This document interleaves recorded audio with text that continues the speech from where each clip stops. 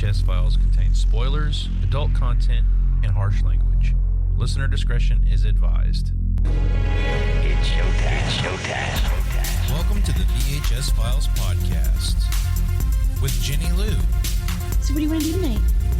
Jason, What about pizza and movie night? Eric, I want to rent a movie. and Josh. I want to go to a good video store so I can get a good movie. And this is the movie of the week. Let's get this pizza movie night started. Welcome back to the VHS Files, where we go back in time and watch a movie and talk about it. How's everybody doing tonight? I'm great, Josh. Thanks for asking. Pretty good. It's good over here in Texas, dude. No hurricane. Feel sorry for the people in Louisiana, though. Yeah, we want to go ahead and say our hearts are with all the people in New Orleans with the hurricane. This is coming from some people who have experienced a pretty bad hurricane in the past 2 years, and our hearts go out to everyone in Louisiana right now. Yep, absolutely. Yes, donate if you can. Help them people out. They need it. They don't even have running water. Nothing over there. It's pretty bad. You guys don't know all about that. Yep, we sure do. It was heartbreaking watching the news as all this was going down. It just felt a little too familiar. So Yeah.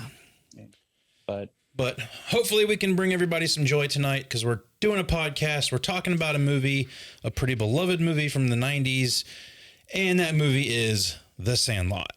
The movie of the week.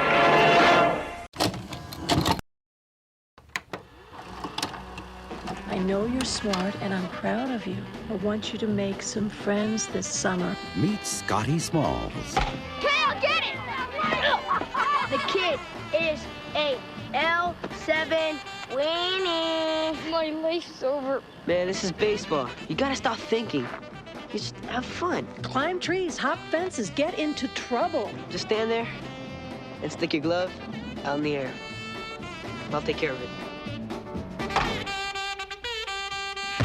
Now he's in. Yeah! All right! With the coolest guys in the neighborhood. They've got the look. Wendy Peppercorn. Wow. Hey, girls. They've got the moves. They've got the rap. Blockhead, geek, jerk, idiot, moron. You bob for apples in the toilet, and you like it. You play ball like a girl. I got it! Oh, no! But something else has got their ball. Oh, I thought it was a movie called The Sandbox. I thought it was about kitty litter.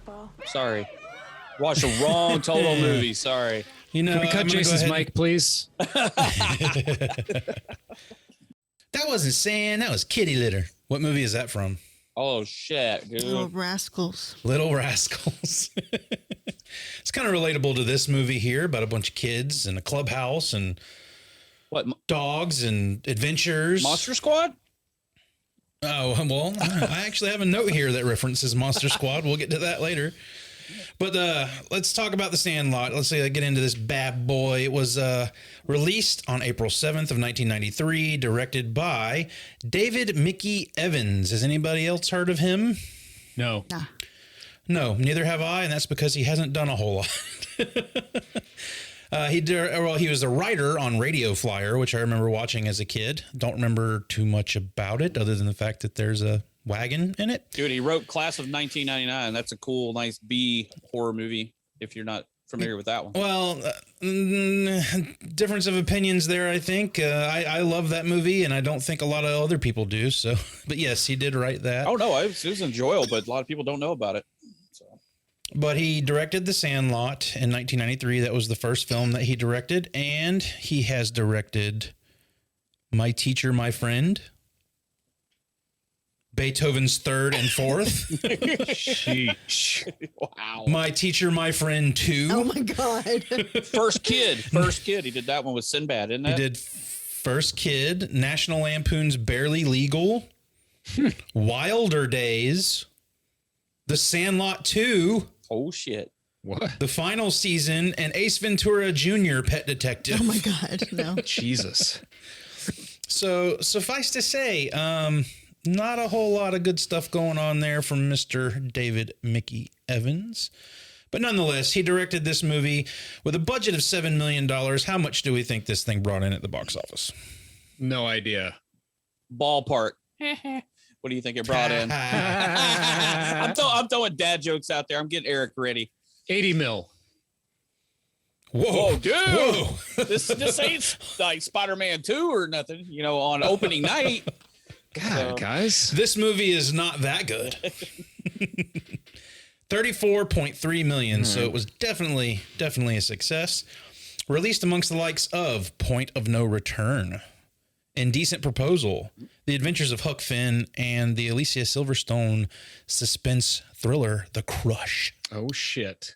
I don't think I've seen that. Oh, really? That has a terrible dog death. For people that don't like dog deaths, avoid.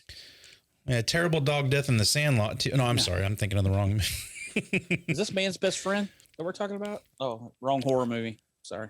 I have never seen that, and I'm very curious to see it. Lance Henriksen. Yep. But this movie was a 90s film, so today Eric's going to take us back in time to 1993. We're sending you back in time. Whoa, this is heavy. Well, Josh, the Food Network premiered on television in 1993, eventually introducing the world to Guy Fieri. But what most people don't know is Guy was actually born Guy Fieri. Yes, the very foundation of Flavortown was built on a lie. Fieri was a family name, though, so it's not too much of a reach. But yes, he changed it for his career. I've heard people say it so many different ways. Fieri. And it's all wrong because it's not real. Ferrari. Fucking liars. Anyway, continue. Until 1993, women were banned from wearing pants on the floor of the U.S. Senate. Can you believe that? That's not really that long ago. Keep in mind, Nancy Pelosi arrived in 1987, and she's not even the most senior female. And Marcy Kaptur of Ohio joined up in 1983. I'm talking current people. Yeah. You guys know how to fix a women's watch? No, Eric, tell us. You don't. There's a clock on the oven. Oh. Wow. I'm kidding. Hey, I voted for Liz Warren in the primaries, okay? Don't attack me. All right. So the Aaron Burr Got Milk commercial came out in 1993. Leading to endless ripoffs for years to come. Who directed that commercial? Anyone? Does anyone know? No? Michael Bay. Wow. Michael Bay. Wait. Where's all the explosions? But do you know who the actor is in the commercial? No. Leslie Odom Jr., the original Aaron Burr in Hamilton on Broadway. Oh, wow. Jenny dropping the Hamilton knowledge because Jenny. My wife saw Hamilton this week. Yeah. I was in the room. I was where very it happy happened. for you there. Very happy for you. She did not throw away her shot. It was amazing. Hey, you guys know what Guy Fieri's favorite cooking ingredient is? I can't wait. It's Michael Bay leaves. A connection. We made a connection. And finally, the world is making me feel like this song lately. This hit from 1993. Hit it, Josh.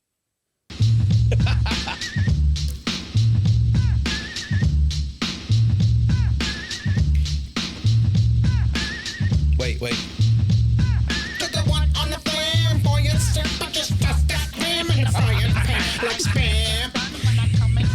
Yeah. I feel like the son of Sam. Keep going, Josh.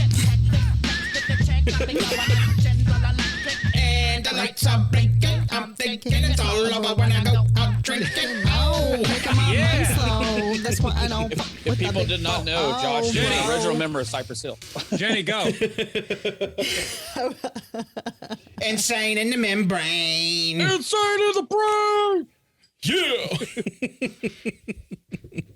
All right, I got a couple of trivia questions from 1993 for everybody. Here we go. All right. In 1993, what film won Best Picture at the Oscars? Can you give me a list of nominees? I can give you a list of nominees, dear. It was The Crying Game, A Few Good Men, The Unforgiven, Scent of a Woman, oh crap, Howard's End. Crying Game. Jenny, your answer? I don't know. Mr. Eric was correct. It was The Unforgiven. Damn.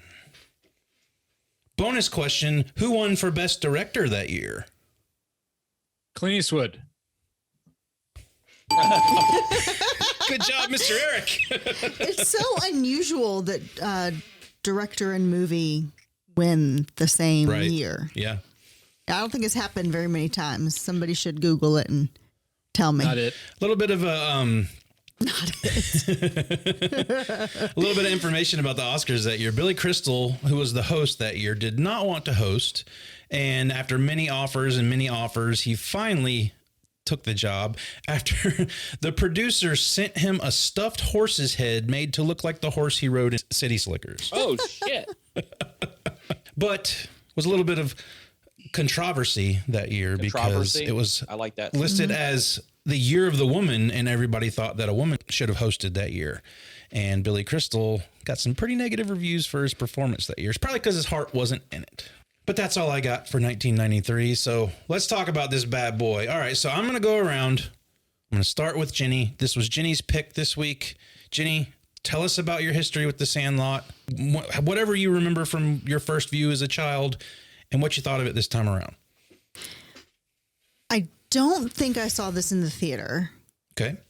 But I definitely rented it and watched it a million times. I was like right at that age, like around the same age as like probably the older kids in the movie. Mm-hmm. Like, cause, like Dennis Leary. I think, I think Benny is supposed to be like slightly older than the other kids. He just comes off that way to me. So I had like, you know. Oh, she's got a crush on Benny Rodriguez. Big crush. Like, is that Wendy Peppercorn kind of so crush, that's what kept you coming back to The Sandlot. Yeah, that is a running theme. So so funny. Like, and even now, like, we laughed a lot watching this. You laughed more than I have ever heard you laugh. Did I? I thought I wasn't laughing very much this time around. You laughed so much this time. And it just has like a soft spot in my heart because it's about friendship and summer, and it's got great quotes that I use to this day. Well, everybody uses the main quote from this movie. Everybody does. I use a lot of these quotes. Somebody used that quote on me today, not my wife, one of the other people on this show. Namely Jason. All right, Mr. Wolfman, tell us about your experience with The Sandlot. What'd you think of it back then? What'd you think of it this time? In 1993, I was actually already in high school because, he was 47. I was 47 back then. I'm aging backwards. I was already in high school. So this was a little younger type movie for me, but it was something I think I ended up, I think my little brother rented it because I did play Little League as a kid. So I was into baseball back then, and I still actually I did watch baseball at that time, but watching it back then, I enjoyed it. I love all the kid humor. I mean, growing up here, I had friends that were just like that, and we played Little League together. We'd go down to the local park and just hit the ball around and stuff like that. But a lot of memories when you're watching this movie now. As far as today, there was a little bit of a struggle to get through it. I'm just kind of like, I used to laugh at a lot of this stuff, but maybe I guess I'm getting old now, and I don't. The humor doesn't really hit home with me. I mean, the main quote, which we'll talk about, that I'm not even going to say it right now, but yeah, I still use that daily. Don't take this away from me, Jason. Everybody. Oh, I'm going to. Jason, did you feel more like Dennis Leary's character this time watching it? Did you identify with him more? Yeah, I'm like, But if that kid would have used my ball that was signed by Babe Ruth, I might be in prison. Yeah. At that time. Sorry. But that because not only Jason, that, I think, is saying that he would kill a child, but carry on. it's a fictional world we're living in. Okay. I'm not saying for real, but I mean, that's a damn baseball sign by Babe Ruth. That's worth millions today. Well, so, you know Well, what? he got another one signed by Babe Ruth. Well, yeah, but Well, no. We're going to have a debate about this later, so let's get to that. Well, also, later on you the have to show. communicate to a child how important something is and explain to them why it's important. yeah. It was a pretty bonehead move, but Dennis Leary has to go, listen, this is not something I can replace. Like, you cannot take this. I have to, like, this is one of a kind. I cannot get this again. Because the kid clearly doesn't realize that, but we're jumping way ahead here. But yeah. I mean, there's a couple of things that I'm actually going to bring up when we're talking about the movie that, are like that, or like unspoken things that you don't really think you would need to say something about, but sometimes you do. Eric, your experiences, what'd you think of it then? What'd you think of it now? Well, let's see. I was 9 when it came out. I think I was like perfect age for this. I enjoyed it quite a bit when it came out. I wasn't really a baseball kid. I did collect baseball cards, and I used to throw the ball around with my pops and from time to time. But I think what this movie really captures is, like you guys have touched on, friends, childhood friends, summertime, getting into trouble. That's the magic that this movie has. Watching it this time, I admittedly wasn't really in the mood to watch it. It was forced upon me by Jenny. You're welcome. Jenny, I will say I enjoyed watching it again. It is a great movie. Nice. And I had fun with it. Well, I am the newcomer to this movie, I believe, because I did not see this until probably roughly, 5-7 years ago? It was with me. It was one of these where Jenny was like, everybody always says it when I say I haven't seen so. Oh, you haven't seen the Sandlot. No, that was Sandlot. was Josh's best Adam Sandler. Right there. Totally. What do you mean?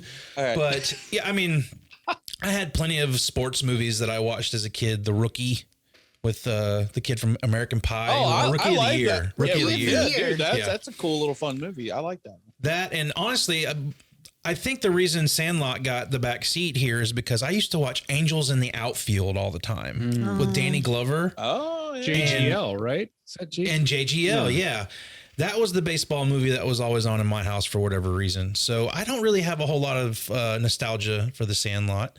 It does have its moments for me, but it's not really the classic that I think everybody else holds it, holds to that stature for. It's not that for me.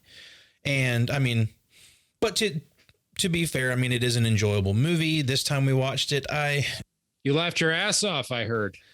Well, apparently I did. I felt like I wasn't really responding to it very well because it sounded like you liked it more than ever. He was looking at his phone. He was looking at TikTok. He was watching fail vids. Check out the VHS Files TikTok. It has been going, and you can see me acting a fool on there. Hey, speaking quickly of Rookie of the Year, remember when that doctor said funky butt lovin' when he gets hit in the nose? In a kid's movie? What? Isn't that weird? It was in the trailer too, if I recall. That was weird. It's funny. That's the main part that Eric remembers is funky butt lovin'. It's the only thing I remember, honestly. So, fun fact, the narration that's going on in The Sandlot here was also done by the director, David Mickey Evans. For some reason, when we were watching it, anytime there's voiceover or voice actors going on, I'm always trying to figure out who it is. Mm-hmm. And he sounds a lot like someone who's narrated or someone who's done voice stuff before. But in doing my research, finding out that it wasn't anybody that I knew, I was kind of a little let down by that. But the narration here introduces us to Smalls, and he's reminiscing about his time when he was a kid playing with his friends out at the Sandlot. I think this movie does a very good job of what it was like when you moved out of your moved out of your neighborhood and moved into a new neighborhood and you had to make friends again, and how I kind of saw myself in Smalls a lot in the beginning of this because I was really that kid a lot of the time. I was always trying to figure out what I could do to get in the graces of the kids that were in the neighborhood. And, you know, sports usually leads to a lot of that, but I wasn't a big sports kid. And, you know, I played a little bit of basketball, a little bit of soccer with some friends in school, but I really I felt like I was Smalls in this movie. How do you feel about that, Jenny? Yeah, I think it does do a really good job of giving you characters who seem, for the most part, real. Mm-hmm. Even though, you know, they're exaggerated versions of, you know, I don't really know how much. I don't know how much it's exaggerated, really. Like, well, like, I mean, the repeat. He says every single thing that his brother says and nothing else. I mean, you always knew somebody who had like a little sibling who would copy them, but not like to that extent. To this, it's held to a comedic point in this movie. Yeah, exactly. But yeah, I moved around this time. Mm-hmm. And so I very much felt like that. And I, you know, made friends with girls in my neighborhood and we rode the bus together to school. And I mean, we would play baseball, but, you know, we would make up dances in the backyard and, you know, do stuff like that. Very, very relatable. So what about you guys? I mean, do you guys feel like you're kind of the Smalls in the movie, or are you more relating with the kids in the neighborhood? Like, I know Jason and I moved around a lot as kids. Eric, I don't know about you and how much you moved around, but you know, that's kind of why I think I connect with Smalls, is because he is the new guy there and trying to make friends. I don't know, Eric, what about you? Like, I definitely relate to Smalls. I mean, especially trying to play a sport with people who are better at it than I am. I found myself in that scenario many times in multiple sports. So yeah, definitely. And you know, just being a little bit shy, a little bit unsure, that I can totally relate to that. I mean, I was thinking watching this time, especially, like, wow, but Smalls is really feels like Eric, like in this, that is like, I am connecting. He's a great vessel for the viewer, you know, because I think most people anyway, feels that way at some point in their life, you know? Yeah. Now, I mean, that being said, we're talking about Smalls here because he does drive the movie along, but would you say Smalls is the main character of this movie? Like, who do you think this is a main focus sort of film, or do you think this is more of an ensemble movie? This is an ensemble cast. Like, do you think if any one of the group of kids wasn't there, it wouldn't be the same? Well, I mean, there's maybe a couple of them that it wouldn't make a difference either way, but like there are so many like well-defined characters that I think, I mean, obviously like the friendship between Smalls and Benny is like, yeah, that's central. The prevailing factor, but like it's a great ensemble. They're the only characters you get scenes of without anyone else. Right. Right. And that's what I kind of have a little bit of a hard time focusing on in this movie is I don't know. I mean, obviously you're following everybody, but I don't really know who I'm supposed to be shifting, like who I'm putting my time and energy into in this movie, because it does shift. It's a lot about Benny and Smalls, but then you got all the group of kids, and it seems like each one of them has their own little scene in the movie where they get to steal that scene and be part of the bigger picture. So that was the biggest thing I kind of have a struggle with watching this movie, is I don't really always know who I'm supposed to be following, but I am having fun following the kids. I think there's probably at least 3 kids that you could just forget. And I'm not kidding you.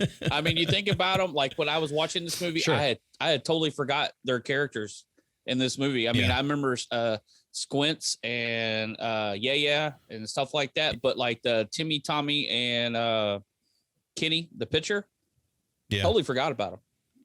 To me, I mean, they don't have a lot in this thing, and I mean, Kenny, his character, I think I'd seen him in other movies as a kid and stuff like that, but in this, he kind of gets thrown into the background. All 3 of them. Yeah. So, and even Bertram, the chewing tobacco kid, you know, he's really only has like one little scene. Yeah. So, but I still think the central story is, I mean, it is Smalls, he's doing the narrating, but I think it's still more of a focus on Benny Yeah. I mean, that's really where I was headed this time around is that this is more or less Benny's story than it is Smalls. It just seems like Smalls is pushing it around and pushing it through. It's kind of Smalls telling Benny's story. Yes, that's where I'm going with this. Yeah. And then Squints is like right below them because you get he's in it a lot. He's got a lot of he's running things. He's the whole swimming pool scene and stuff like that. Well, I don't know. Okay, so let's do a ranking here. Okay, we've got Smalls, we've got Benny, or would you put Benny above Smalls? I don't know, but then I think the next person you've got to put in that roster is going to have to be Ham. I still think Ham's below Squints. Really? Maybe it's because I was a fat kid. Well, he delivers the quote that he's got great. Yeah, he delivers the hysterical. quote. Yeah, but they're both great. But as far as screen time, I think Squints has got more. Well, Squints has the to me like the most memorable scene in this movie. Oh yeah, is the pool scene with Squints. But yeah, I mean, Ham is the funniest kid out of all of them. Oh yeah, definitely. Everything he says is gold for the most part. He's hysterical. But again, I mean, I'm relating to Smalls in all of these aspects because much like him wanting to make friends and everything, even when I did make friends and I found out what their interests were, like here we've got these kids who play baseball, and I love how Smalls tells it that they were always just playing and they were never keeping score. It was just what they did. They went and played baseball. Mm-hmm. And I love that. I think that's a very, childlike wonderment sort of thing is just, this is what you have and this is what you do all the time. And this is what gets you through your days is your time being able to go do this. Much like podcasting for me. Yeah. But I mean, in another relation to Smalls here for me is I would have been him also. All these kids are talking about the Great Bambino, and I wouldn't have known who the fuck the Great Bambino was when I was his age. So I didn't have a whole lot of knowledge of sports, and that tends to be something, I do remember having a friend in middle school that lived close to me and played sports all the time. And in order to have a friend to hang out with, I kind of got into the whole mix of playing basketball with him or shooting the soccer ball around and football. Yeah. See, shooting the soccer ball around, shooting the soccer ball there. Yes. And kicking the hockey puck and all that good stuff. But yeah, I mean, that was never a passion for me, and I could tell it was for my friend. So that does make things a little weird in nature when you're trying to be part of a group of people that have something like that. I think the time period here fits so much with baseball too. Oh yeah. Yeah. It was America's pastime. It was just kind of a perfect thing to hang the story on in that era. So, it works. There's something so romantic about baseball. I mean, I am a football fan. My dad's was a football coach for like 40 years or something. I played football, but my favorite movies are baseball movies by a large margin. And it's just baseball is just interesting. I don't watch baseball. I don't follow baseball, but a baseball movie, Moneyball, Major League rookie of the year, Angels in the outfield. What's the one with the if you build it, they will come. That one. There's so many. There's endless great baseball movies. The Natural. What's the one with the lady baseball players? Oh, League of Their Own. League of Their Own. Thank you. I don't know the names of any films. You guys tell me what they are. But Eric, this is a movie podcast. Is this a movie podcast? What? And speaking again to the time period, I feel like our generation is kind of the last generation that will be able to relate to this. Where like your parents, you were like, I'm going to go ride my bike. And they'd be like, okay, be back by this time. No, you're right. Yeah, you're right. Yeah. And they didn't know where you were. You could meet up with a friend and home before the lights went out. Yeah, but say street lights came on. No you better cell be in the phones, house. nothing. Just freedom. It really was like. But it's not just because of that. It's because really a lot of them have no interest in doing anything other than sitting in front of a computer or an iPad all day long. Well, that's a blanket statement, Jason, I would say, but I see your point. There are a lot of kids that are that way, but well, I think there's even, I think parenting has even shifted to the point of, parents aren't going to let their kids go do that kind of thing now, especially living in a time of a pandemic that we're in right now. Yeah. But yeah, I mean, I definitely picked up on that watching it too. I remember being able to do that. And I don't know if kids these days can relate to a movie like The Sandlot, because I don't know if many of them have done this, It's true. All right. Now let me ask you this. How many of you used to chew the Big League Chew or smoke the bubblegum cigars? that they I've done both. Yeah, Yes. definitely had both. Yeah. Dude, that was like the number thing. I'll tell you right now, I have a bag of Big League Chew in my car right now. Is it the grape or the bubble gum? I think it's bubble gum. It's not mine. Actually, Kayla, my wife, just bought it randomly and was chewing it. I don't know why. Did Kayla start chewing tobacco? Yeah, she's trying to quit. Bubble gum around? Yeah, she's trying to quit the chaw. So the reason I say because my uncle Johnny, him and his wife was a softball player, my aunt, and baseball was big in their house, and my Uncle Johnny chewed tobacco, and I always found this so weird and gross, but he would have the tobacco and he would have the Big League Chew, and he would wrap the gum. Get out of here. Like he would chew up the gum, wrap it around it, and like that's how. Yeah. Oh like, God, for real. I've never heard of that, Josh. That's some wild shit. Anybody got a bucket? Lord have mercy. They're so nasty. Yeah, I mean, that was unfortunately my Uncle Johnny passed away when I was very young, and I don't remember a whole lot about him and his personality.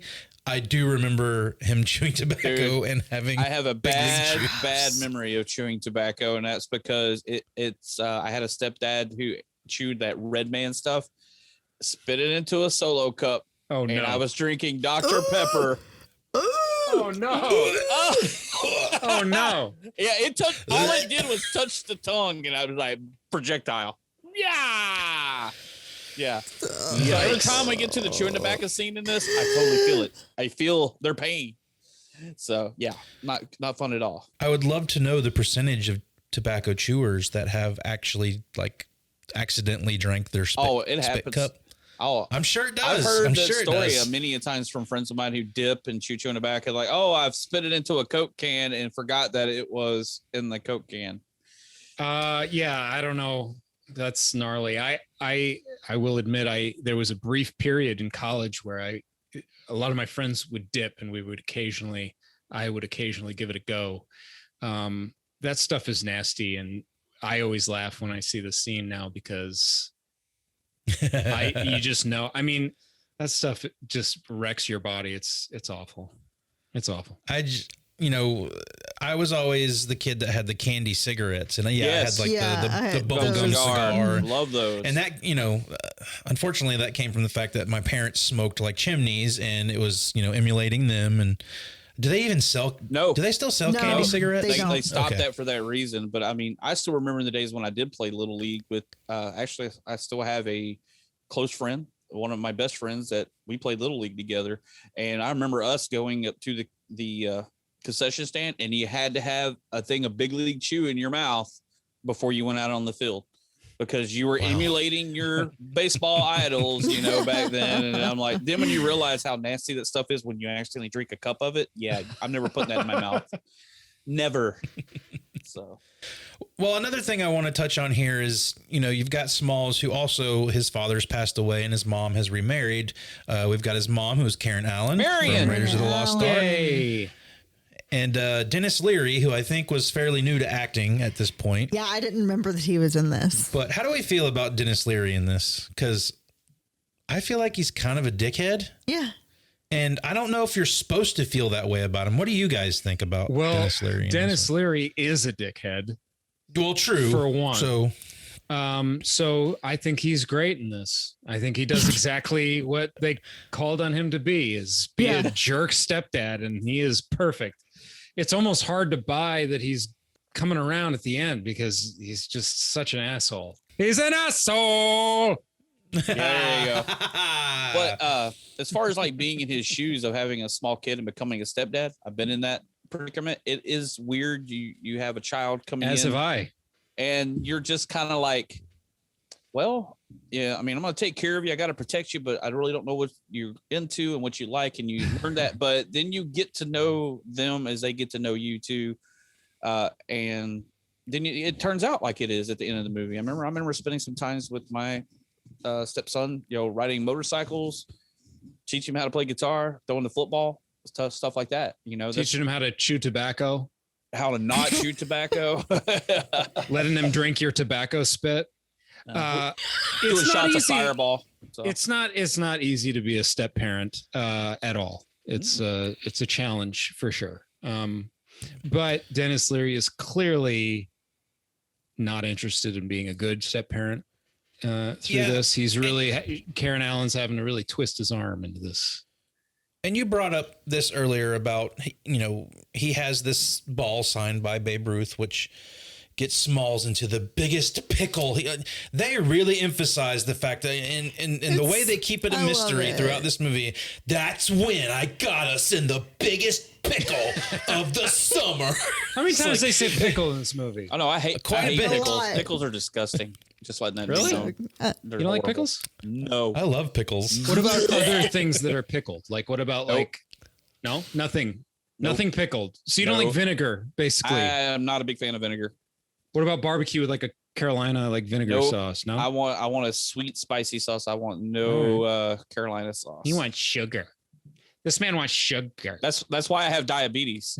So I love sugar. I had never had pickled red onions until recently, and dude, those are good. We are so far off topic. No, we're still talking about pickles.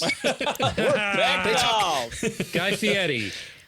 But another thing, another thing Eric brought up here is the fact that Dennis Leary, he seems absent a lot in the beginning of this. And you've got to explain that I have this baseball that's signed by a person. You're not supposed to touch this. This is very, very valuable, or it's priceless, really, especially for a baseball fan. And that's kind of something I want to talk about here is, obviously, yes, he does need to have that conversation with Smalls, and maybe because he thinks that kids know baseball and know who Babe Ruth is the reason he's like, this is a ball signed by Babe Ruth. This kid should never, he knows not to touch this fucking ball. I mean, maybe you're right though. He did know he shouldn't touch it. Also, he wasn't supposed to go in the room at all, I think. Well, right.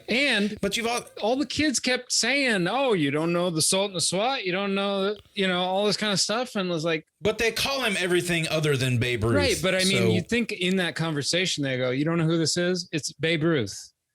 Well, remember, he's pretending like he does remember, because when Ham says the great Bambino, he goes, oh yeah, the great Bambino. Why didn't you say that? Do they buy that? They obviously I guess they did. Huh? They must. Because they have this discussion at the end of the movie when he says, hey, the name on the ball was some woman signed the ball. So, but I also had a moment like that watching this movie when he's trying to get Dennis Leary to go throw the ball with him. And it's played for comedic value and the fact that he runs the ball back to him. He doesn't throw it back to him. And I'm sitting here thinking to myself, and I'm not a sportsman person. Don't like the sports balls. You don't like balls. I'm pretty confident in that I could throw a ball and catch one, which I have done.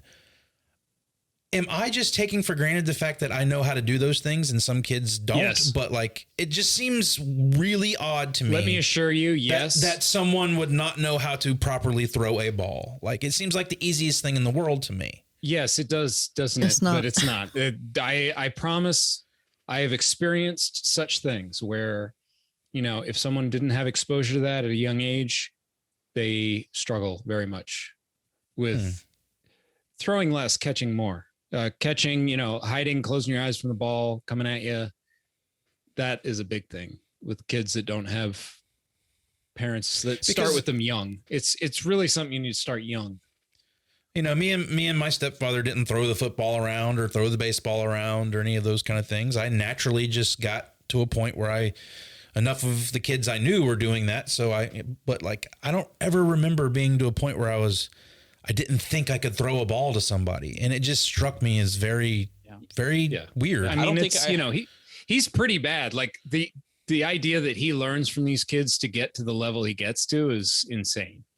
Right. Like if he's that bad to start off with, like you probably aren't going to be able to get him to the level he gets to. I don't think I ever even knew a kid that didn't know how to throw a baseball. I mean, not even far, but at least know the mechanics of just throwing something, a ball of paper, anything, in a trash can of dip.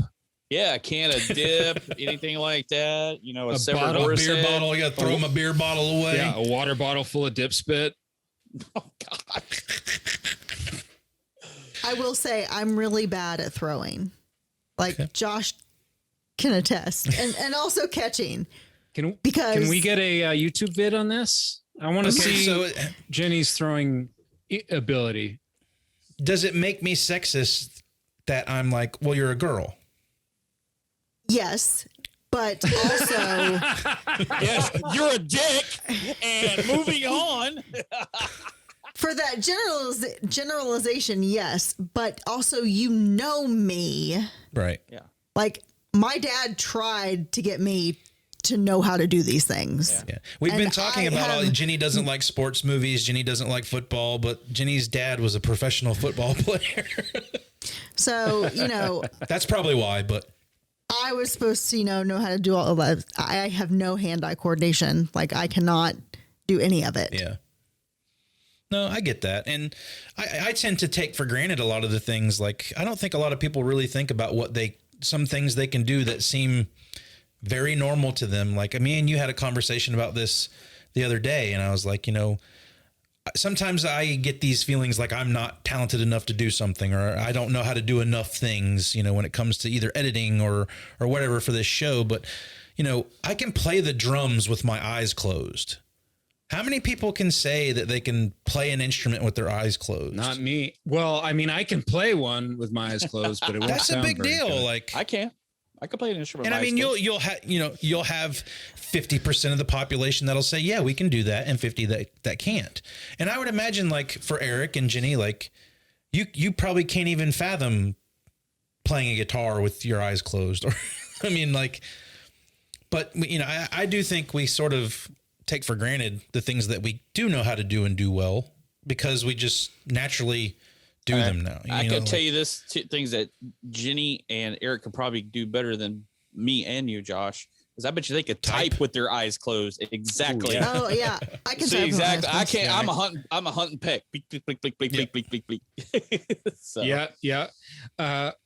Hey, great for us, huh, Jenny? Aren't we cool? Yeah. We can type. Big fucking deal. Hey, what kind of world do we live in? Computers. Y'all are awesome. You can do that. Just touching on the girl thing, though, because we do get a line in this, you play baseball like a girl. Yeah. And keep in mind in this time period, dads weren't trying to teach their girls how to catch a baseball. Mm-hmm. So, you could say, oh, you're sexist for thinking that, but at the same time, like it was a sexist world. And girls weren't exposed to that kind of stuff. So obviously they weren't, going to be as good at it at that time as the boys were. Even though the movie A League of Their Own takes place in a time before this, and that's real. Also true. But, as a minority, it's a minority situation. Both things it's can not be like, true at the same time. Both things can be true.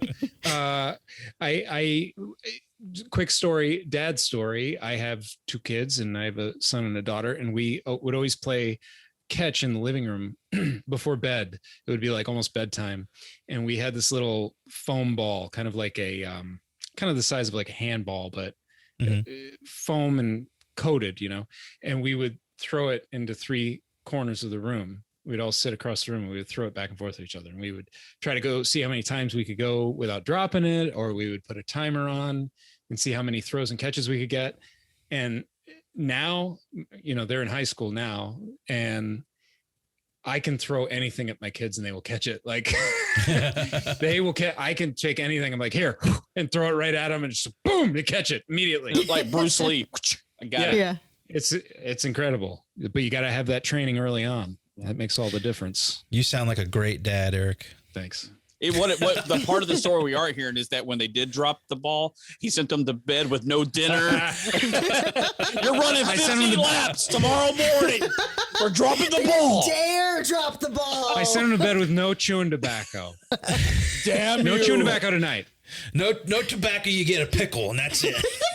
No tobacco.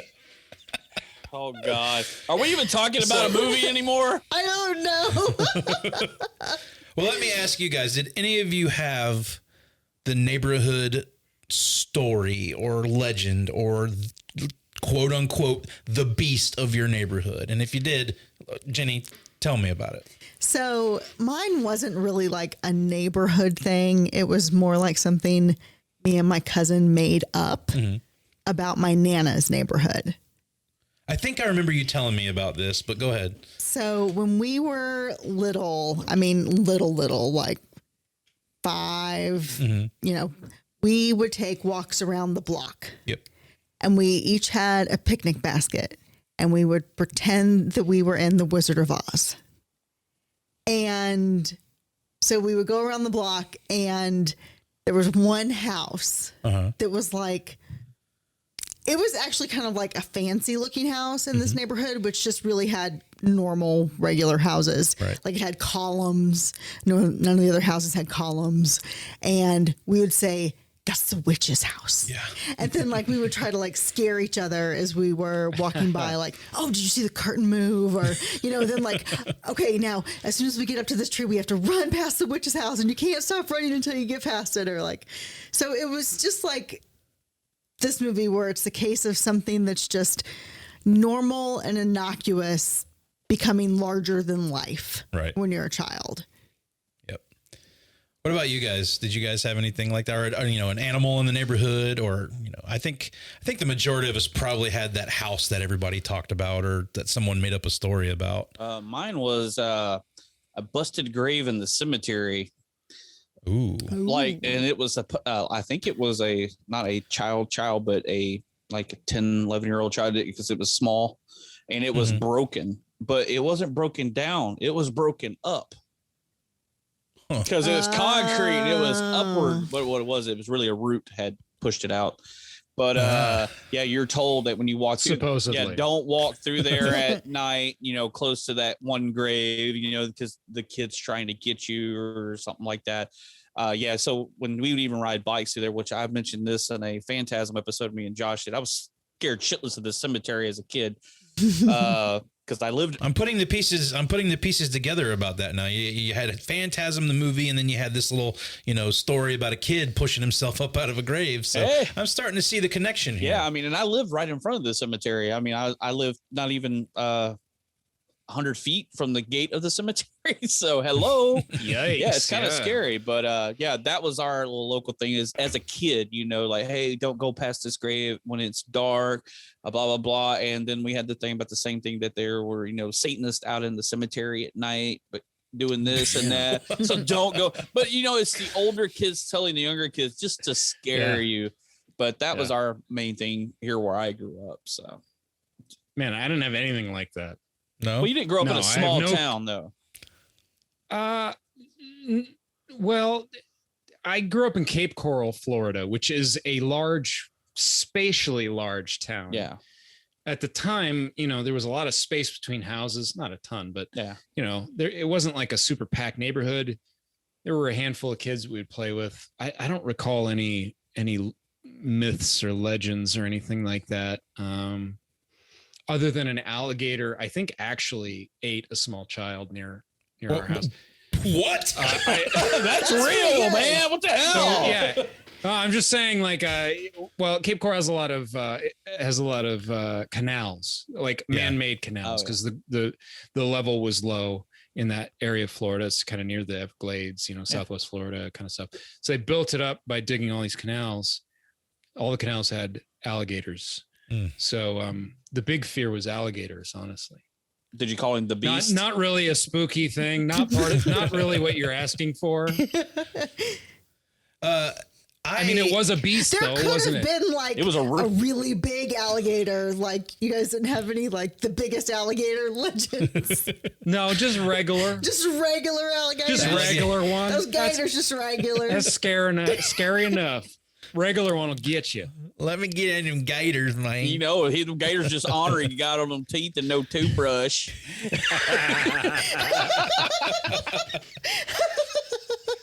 That's what my mama said. That's God. what my mama said. My mama said.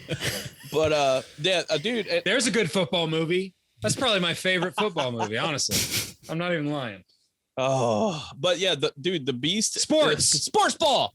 But the beast in this movie, I mean, like for the whole beginning of the movie, I mean, the over exaggeration of the dog is I love comical. It's so good. It's so funny. Like you can see the head flying through the air, biting the ball. The paw is like literally 2 foot wide. You know. See, here's where this movie, I'm gonna ruffle some feathers. I hate all this stuff with the dog. Fuck you. I really don't. I don't care for it. Now you talk. What do you mean? What can you elaborate? What do you mean? elaborate. All this stuff with the dog. Yeah, what do you mean? The real or the supposed real dog?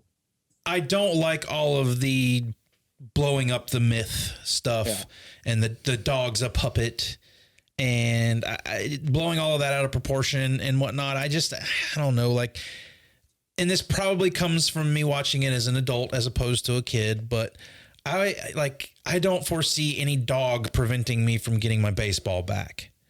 It was a beast. Okay, whatever. The adult in me just doesn't really find the over exaggeration of the beast all that funny. Yeah. I mean, really and truly, the movie would be over in like 30 minutes if they would have went and knocked on the fucking door. Yeah. It's movie over. And I love that they actually mentioned that at the end. It's funny. I love that they get on the squints for that shit. All we had to do was knock on the door. Tell me about you. Tell me about you guys with that though. Like their characterization of this dog. Like, I don't know. Like we're all dog lovers here, and I feel like them villainizing this dog just makes it even worse for me. I can see that now, but like as a kid, like just thinking that monsters are real. Like you can imagine like a monster dog. I mean, there are other movies that villainize dogs. I mean, for me, this movie. You have maybe one kid gets barked at, gets scared of this dog, tells another kid. Yeah, by the it's a time we tall get tale. by the time we get to these kids, they've heard it from older kids before them. Like they don't really know this dog other than it barks and it's big and no one goes in there. Like, I don't know. It doesn't bother me. It definitely doesn't bother me. I think I like it. Obviously I'll say it again. I've had Mastiffs. I love them. Great I dogs. love giant breeds. I love this Mastiff. I want to hug it and kiss its lips right on the mouth. So obviously it's not scary to me, but yeah, I can see why kids would be afraid of it. And the beast is what sets all of this in motion and is part of the big pickle in the end. Yes. And you don't have a movie without it. For whatever reason though, it's not really getting me. And I just find it kind of insulting to this awesome dog that the kids have treated it, that he's just going to tear them to pieces if they go in this yard. Yeah. Now, trespassing is one thing. I get that. But, I don't know. It's a weird subject for me. Like I really didn't find a lot of the comedy in that this time around. That and like the ingenuity these kids go through at this one point in the movie to get the ball, dude, they should all have been graduates of MIT. I love it so much. They should have went to MIT, dude. They're right up there with Tony Stark smart at this point for freaking 9-10-year-olds. Come on, man. Like who knew how to build that at that age? So after they, tell Smalls the story of the beast, they decide, they lose their baseball. He's like, I'm going to go get it. In the story, the dog gets, chained up because someone reported the missing thieves. Yes. Right. That he ate. Yeah, that's part of the legend is that he ate, like he ate a kid or something. He ate a kid. No, that was later, but he got put in here because he ate all the thieves and people reporting they're missing thieves. Like, yeah, come on. Yeah. Mm-hmm. This is funny. But I just want to point out also that like the giant dog props and things like that, the flashback during the story with the forever stuff, that's all, you know, you got to understand this is all being told through the eyes of children, through the lens of a child. So like the dog's bigger than it's supposed to be. And, you know, there's all these things that don't add up and they're not supposed to because they're kids. Like when they're doing all that stuff and the dog's throwing shit, like launching it out of the backyard. Yeah. Obviously a dog can't do that. I don't think. And, you know, but it's all being told through the memory of a child. Yeah. You know? Yeah. So it's exaggerated. Yes, it's all exaggerated. It's, you know, embellished and it's all a little more than it really was. Yeah. What were you trying to say, Josh? Well, no, I was just going to say, you know, all this happens and they retreat to yet another treehouse in a movie. Another thing that we tend to come back to in all these movies we watch is kids in tree houses. But the geography of this neighborhood is confusing whose house because that is, who lives right next to the baseball field. Yeah, like they're at the Sandlot where the fence is, where this is at, and then all of a sudden they're in a treehouse looking over into the yard. And right, one of the kids lives next to the dog. Yeah, but do they ever? I need to know who. Yeah, do they ever tell you who? They don't. Give me a deleted scene. Yeah, I need to know. Maybe it's Squints because he's very knowledgeable. Is he though? He's just talkative. He's pretty much wrong about everything. I don't know. He likes to that talk. kid is the smartest kid in this movie. For what comes up later, he is the smartest kid in this movie. Good point. But all right, let's talk about, since we're at the treehouse part. Who the fuck doesn't know what a s'mores is? Yeah, you've got me there. Hey, somebody's got to learn about it at some point, right? When was the s'more invented? Scotty's dad wasn't around or something. His mom didn't take him camping. Obviously, Dennis Leary's not doing shit. It's not hard to believe, being that he doesn't know baseball, then yeah, maybe he hasn't ever been camping and doesn't know that s'mores exist. I mean, I didn't know what a s'more was until I had a s'more. Like, what are s'mores anyway, guys? Can someone tell me? Chocolate, roasted marshmallow, graham crackers. Okay, thanks. Thanks for that information there, Guy Fieri. I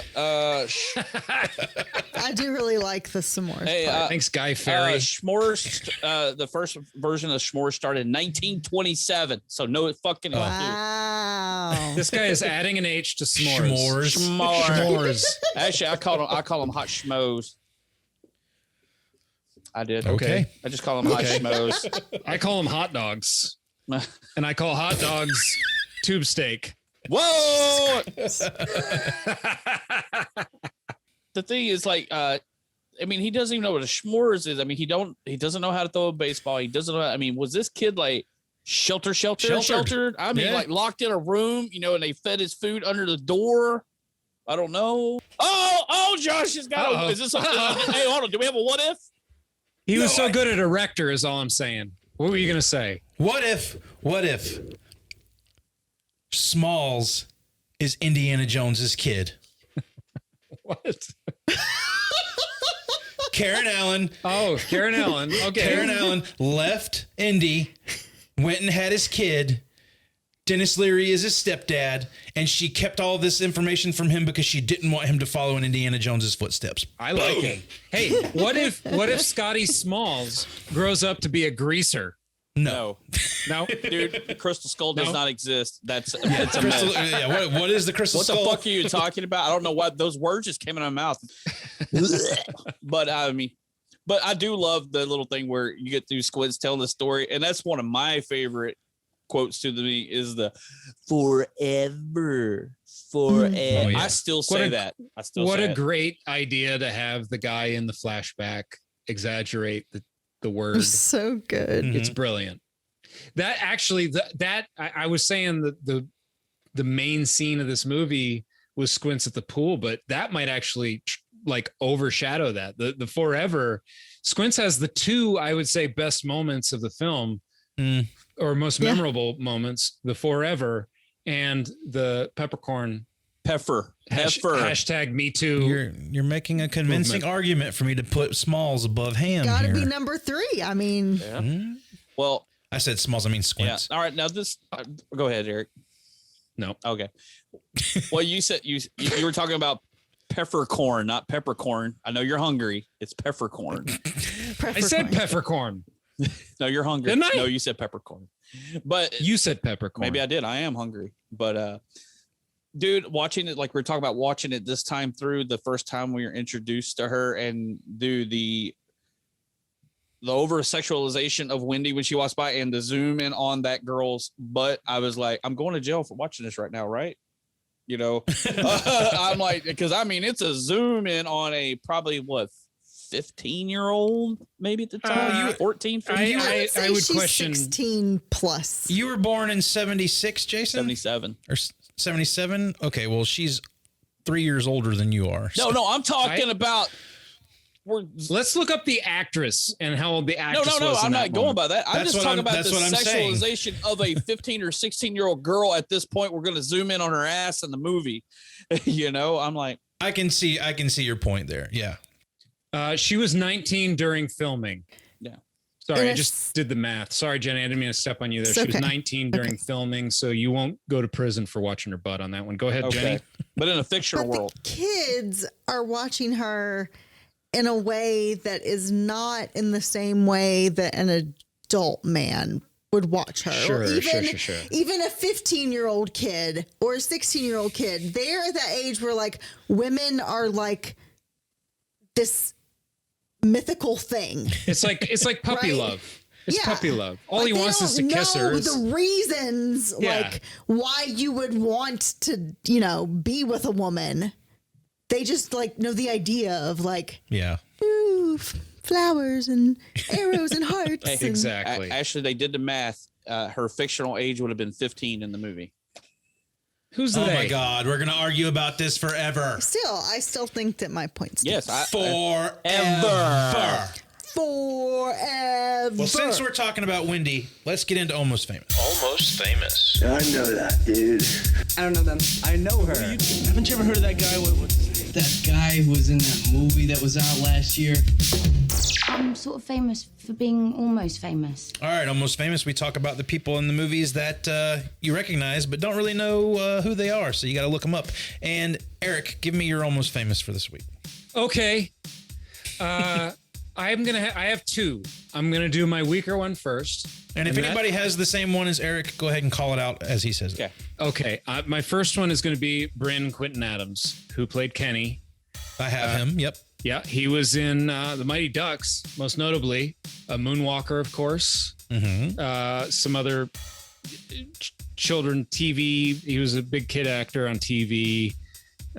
Multiple Mighty Ducks movies, Boy Meets World, Sister. You saw Fresh him Prince of Bel-Air. Moesha, yeah, Fresh Prince. You saw him all over the place on television. Quantum Leap. So that's my first one. Anyone? Josh had that, obviously. Anyone Yes, else? I did. No. Like I Jenny, said, you got Love for one? Brandon Quentin Adams. Like I said, Did you he's forgettable. say Kenny Did I say Kenny? or What's his Benny? name? Huh? He said Kenny. I said Kenny. The pitcher. The pitcher. Okay. Yeah. Step off. Benny hasn't done anything. Benny went on to play baseball, Jenny. Come on. Hey, did you watch this movie? Did you All pick right, this so- movie? What the hell? Okay. I feel like I saw Benny in some other things. He's not No? recognizable to me. I wouldn't say I Better know him look from him up. anything Who's that? else. Benny No. Rodriguez. Oh no, he was in Mighty Ducks 2 and 3, dude. That's like the only thing he went on to do. He was in that? No, not Benny. Yes. Kenny. No, the kid. Benny was in? Benny was in Mighty Ducks 2 and 3, not part 1. 2 and 3. Oh, no shit. Ah. Interesting. Okay. Well, All that right. was my weaker one anyway. My main one I'd like to say, I just wanted to give old Brandon a shout out because I remember him. He was part of my childhood. He was in a lot of things, Mm-hmm. Art LaFleur.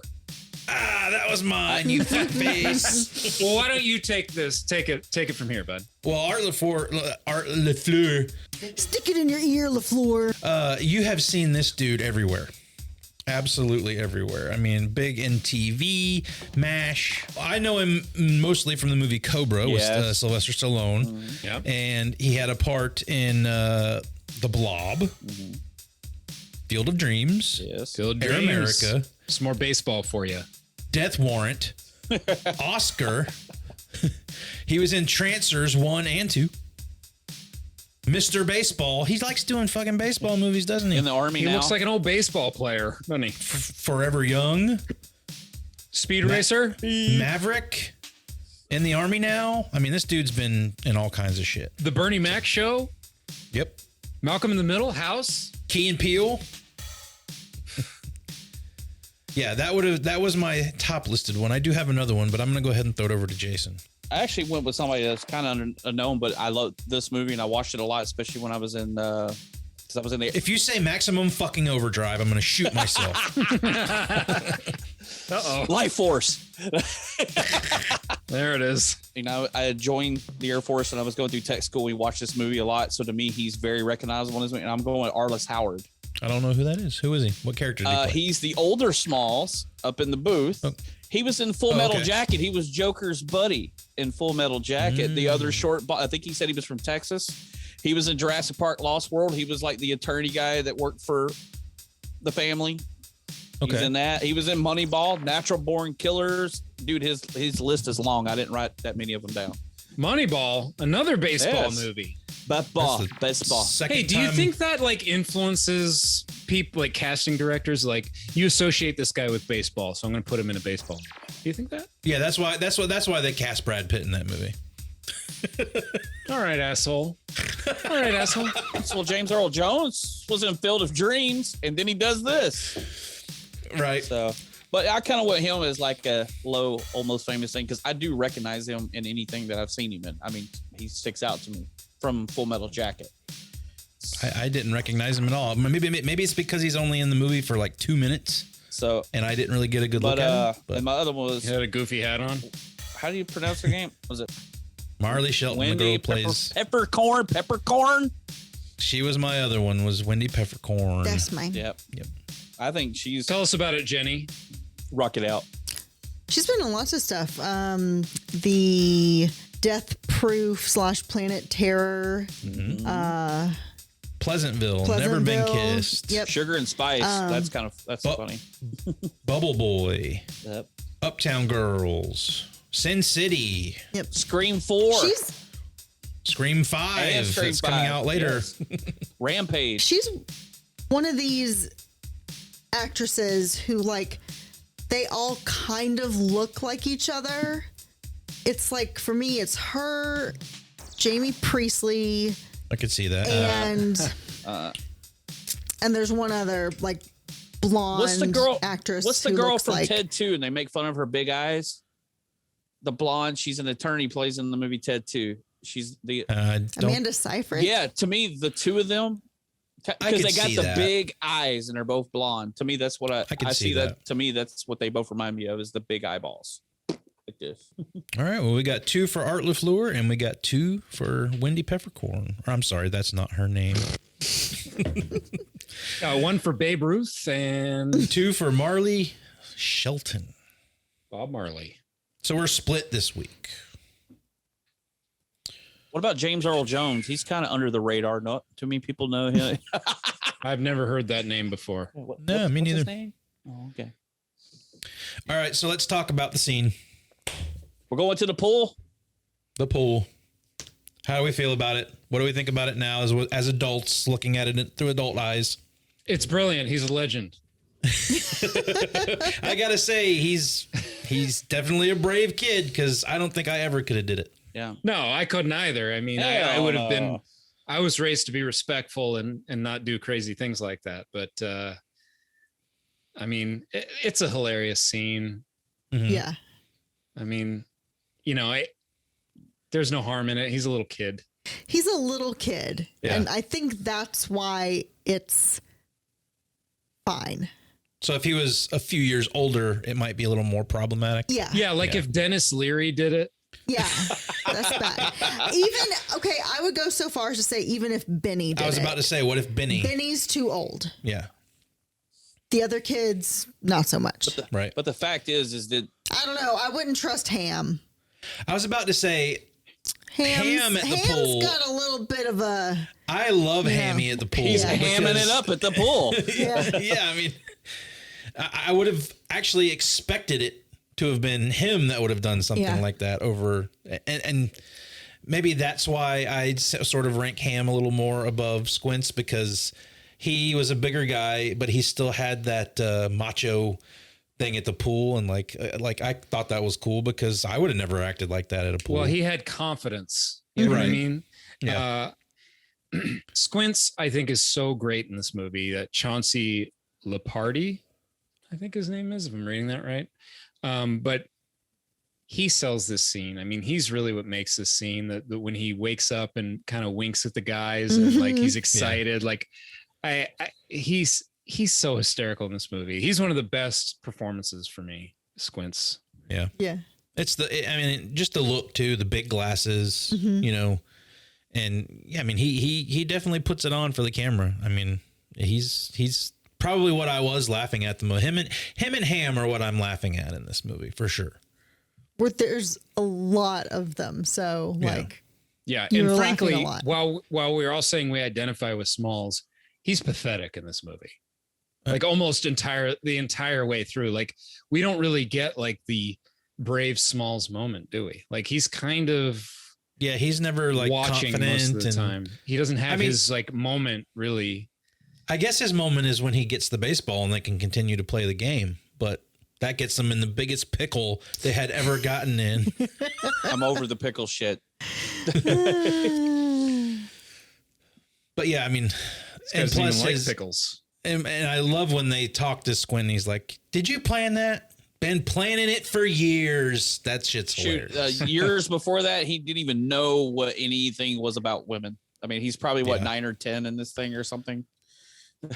10, 11. But after, I mean, and knowing what we know about the movie, though, like, how do we feel about the fact that him and Wendy Peppercorn got married and had 9 kids and bought the drugstore? Like, are we happy with that? I love it.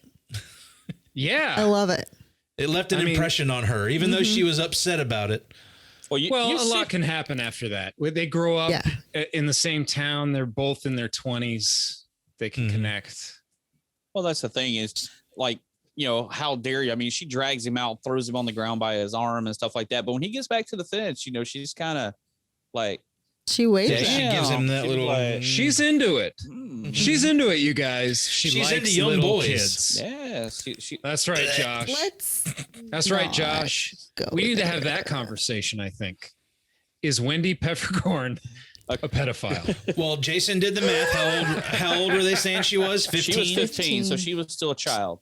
So how old would Squints have been? I think he's probably 10 or 11. 10 or 11. You wouldn't think 13-ish? Maybe 12. No, I think no.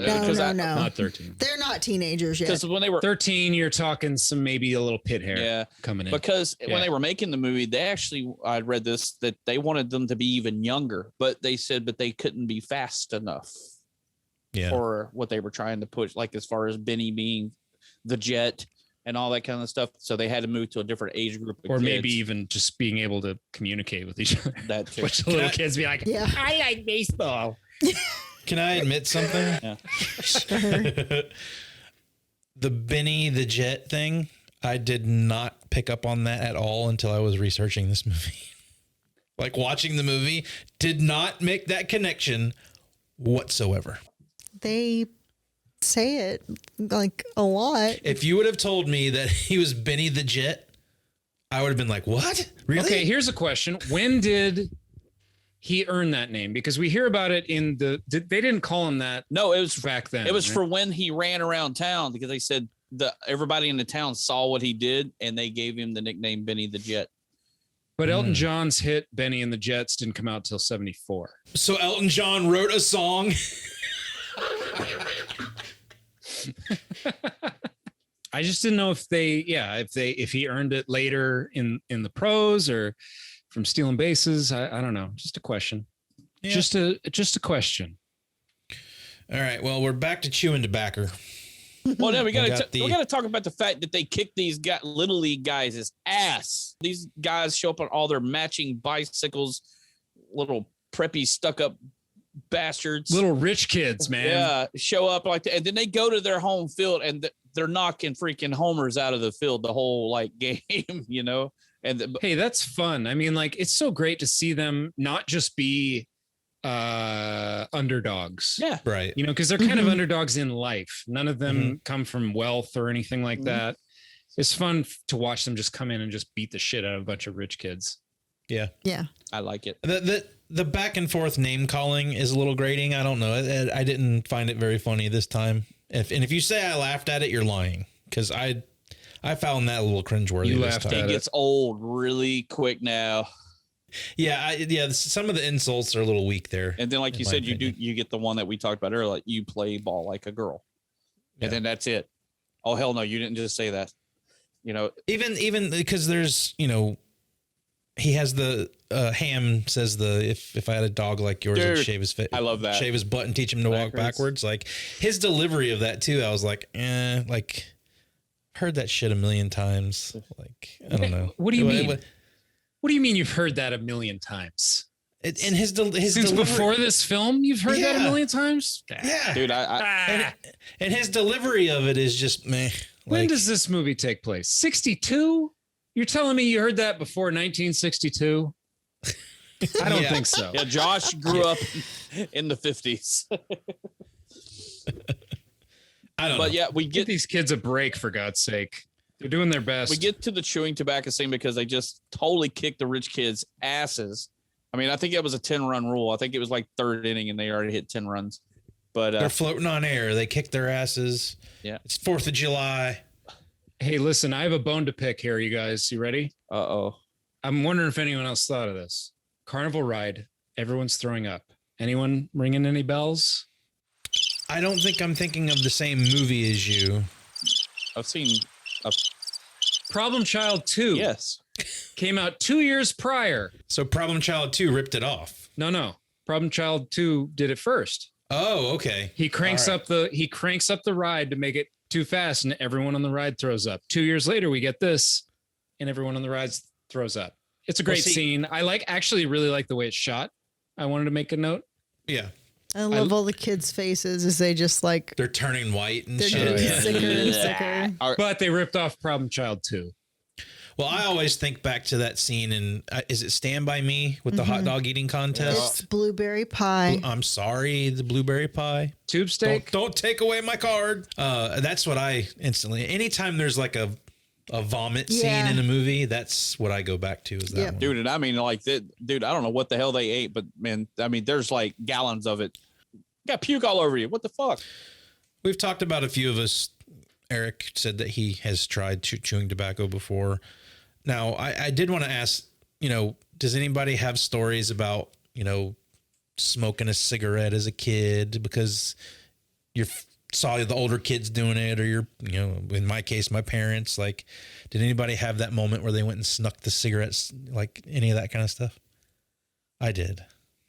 Well, Did you throw up?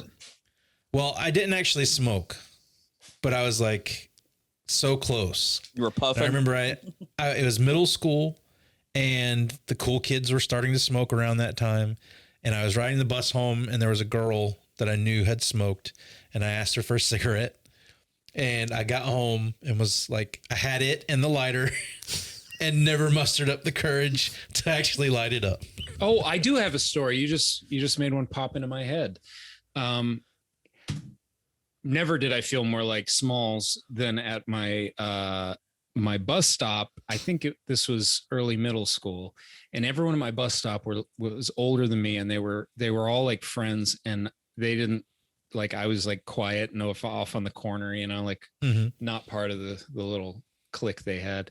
And they actually one day took, I believe it was tea, some kind of tea leaves, and they rolled it in notebook paper into a makeshift cigarette, and they were smoking it, and I didn't, and I was a loser because I didn't smoke notebook paper leaves in notebook paper. I'm here to tell you, Eric, you are not a loser, and I'm so glad you didn't do that. Yes, thank you. They're all dead now. Just kidding. I don't know. I killed them. I don't know where they are. Formaldehyde in the notebook paper back in those days. Took them all out. That's how it is. Sometimes you make the right call. Too. It's hard. You got to make the right call sometimes. I think I made the right call not lighting up that cigarette. Who knows where I would be now? Smoking 3 packs a day. Yeah, I've never smoked a cigarette or dipped or chewed. What a square. It took me 40-something years to indulge in the ganja. So I tell you what, you would never have dated me if you were a smoker. You're going to need a bigger quote. Jason, did you get a tagline for the Sandlot? Yes. I got 3. Count them. Whoa. 3. I think that's too many, but okay. We can vote. Yeah, everybody give me the thumbs up, thumbs down, the boo, or in Eric's word of the night, tube steak. But the adventure of a lifetime, the summer of their dreams, the dog of their nightmares. I give that 1.5 tube steaks. 1.5 tube steaks. Out of 5. Okay. No uniforms, no problem. No girls, no problem. No ball, big problem. I kind of like that, even though it's too long. It's too long, but I do like it. Also, I want to mention it's funny. This is a time before any kind of active wear existed. So these guys are like playing all day in a pair of jeans. In jeans, yeah. Like dress shirts and stuff. Okay. Yep. A piece of paradise, a half block wide and a whole summer long. I like it, I like Josh. that one. Josh, stay your hand. Stay your hand. You dumb bastard. But that's the 3 that I found. I kind of like the last one because it's short and it's a little, like, oh, that's kind of cool. It's nostalgic, which is what this movie is. That's all this movie is. Not all this movie is, but that is the main theme of this film. I mean, obviously. All right, it works. Well, you know the name of the segment. Drum roll. Ginny. I don't remember what they're doing, but No, Ginny, you missed the whole thing here. Come on. You asked for this moment. You asked Jason not to ruin this moment for you. Wait, I thought we were going to build up to that. And I just teed you up. I thought build up. He did a drum roll, for God's sake. How can you build up any more than that? The last one that we did. It's like the number 1 quote of the movie. Wasn't that what you say for last? I thought we would just get it out there before somebody else said it. I'm not even sure what quote you guys are talking about. Is it, can we play catch, Dad? Is that it? Well, you can cut out the part where I'm confused Forever. There. Oh, no. All this is staying. No. Josh, drum roll, please. One more time. Edit it in post. He'll add it in post. Jenny, give it to us. You're killing me, Smalls. Is there any other quote in this movie? Yes, I have a handful. I got some. I have a handful as well, but that is the quote, and I use it. I mean, weekly at least. Oh yeah, I got it. Like I said, I got it in a text from Jason today. I mean, it's very common in my life. It's on a shirt at the mall right now. Yep. That's how popular it is. The only other one that I had was forever. It's a good one too. Mine I got heroes get remembered, legends never die. It's a good one. I like that one. That's a good one. I've got a few. Don't be a goofus. I thought he said doofus. I believe it's goofus. We need a fact check. Well, I have that one written down too, but I have doofus. Well, you're wrong. Okay, it could just be my ears. Oh man, he's in deep shit. Did they say that? I don't remember hearing a curse word in this movie. Oh yeah, they say that. I'm baking like a toaster chaser. It's 110 degrees out here. That's a good one. That's a good one too. I like. My clothes are going out of style. They're already out of style. It's a period piece, Josh. Anyway, count on it, pee drinking crap face. You're telling me that the trash talk isn't good in this movie? What? That's terrible. No, it's good. Maybe the shock of his first homer was just too much for him. Hey, he kissed her long and good. All right, I have one more. It's when Squints is working up the courage to do his trick at the pool, He says, I've been coming here every summer of my adult life. And every summer there she is, oiling and lotioning. Lotioning and oiling. I wrote that I one. can't take it anymore. I know what he's been lotioning up at home. Mom's lotion jar is empty and the socks are stuck together in the drawer. Goodness gracious. The one I got is this, George signed this. You're dead where you stand.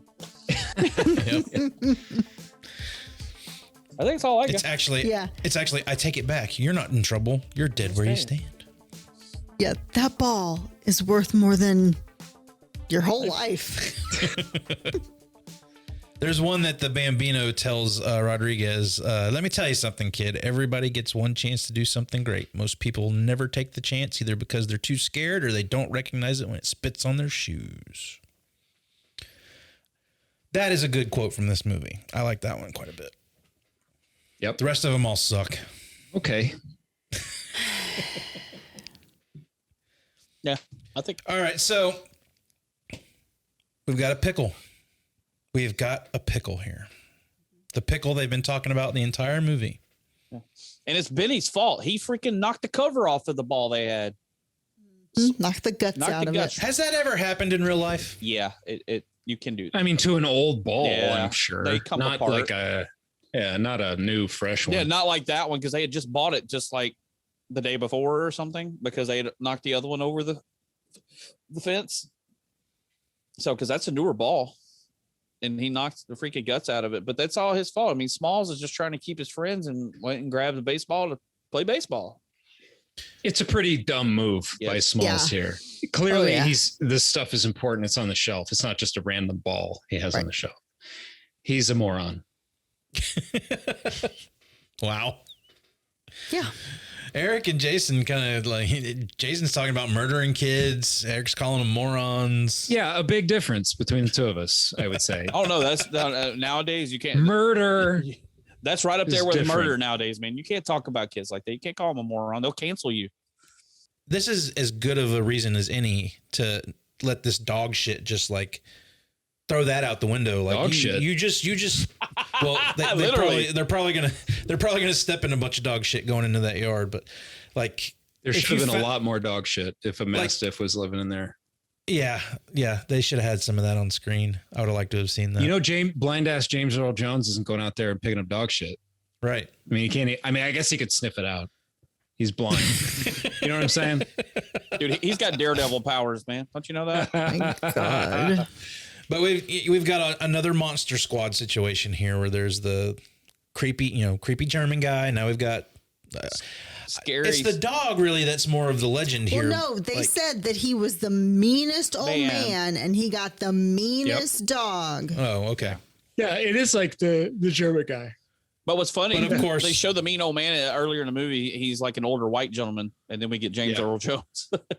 Yeah, I guess that's supposed to be part of how the story passing along has changed over the years. Oh yeah, maybe. I mean, it was just a man. It was, you know.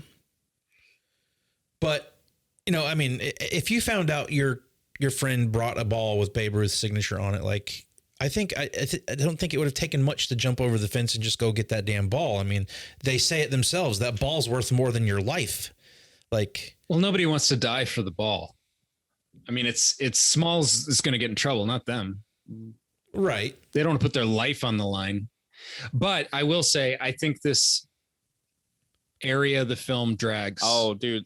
Yeah, it goes on a little too long. I think you could cut one of these attempts out, which would carve out a few minutes. Which one would you cut? One of the ones where they send something in on a stick to try to get it. Cause there's they do it that kind of twice. Yeah. The stick and then, right? and then where it's just like an extension rod. Yeah. And then the piece of angle metal with the pot on the end of it. And they're trying to drag it back. Right. I don't know. It could just, and there's lots of them calling signals to each other. Hey, do this up the vacuum thing. And number one, it gets a little number repetitive. Two. Yeah, it gets. I don't know. Yeah, why three like vacuums? Just crank up the vacuum. Turn them and all go. three on. Why wouldn't you turn on all three Yes. right away? Why are there three in the first place? Just have one. Why the fuck do you think that would work anyway? Well, it would work if you didn't have a catcher's mask on the end of it, and you just had a thing. You could actually grab the ball. Hey, here's a question: why didn't they try a distraction method?